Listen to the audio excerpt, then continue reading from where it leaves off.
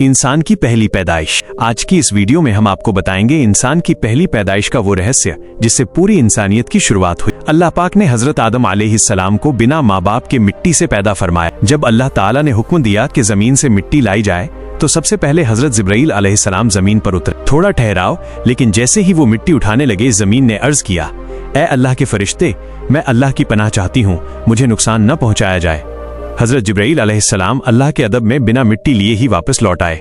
इसके बाद हजरत इसराफील अलैहिस्सलाम भेजे गए, लेकिन जमीन की गुहार सुनकर वो भी खाली हाथ लौट गए। आखिर में अल्लाह ने हजरत इजराइल अलैहिस्सलाम को भेजा। मजबूत और अटल आवाज जब जमीन ने उनसे भी पनाह मांगी तो उन्होंने फरमाया, मैं अल्लाह की पनाह चाहता हूँ इस बात से कि उसके हुक्म पर अमल किए बिना वापस लौट जाऊं। और उन्होंने जमीन के अलग अलग हिस्सों से एक मुट्ठी मिट्टी ले ली।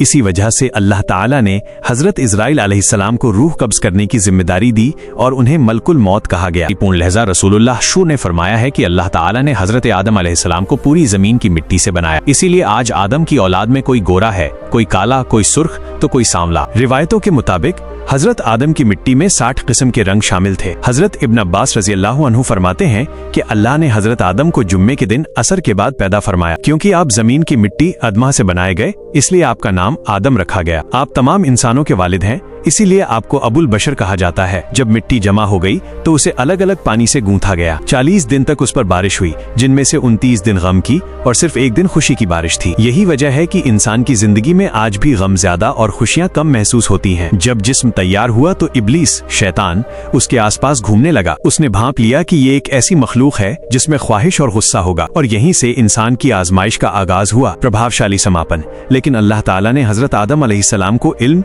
शरफ और खिलाफत का वो मकाम दिया जो किसी और को न मिला।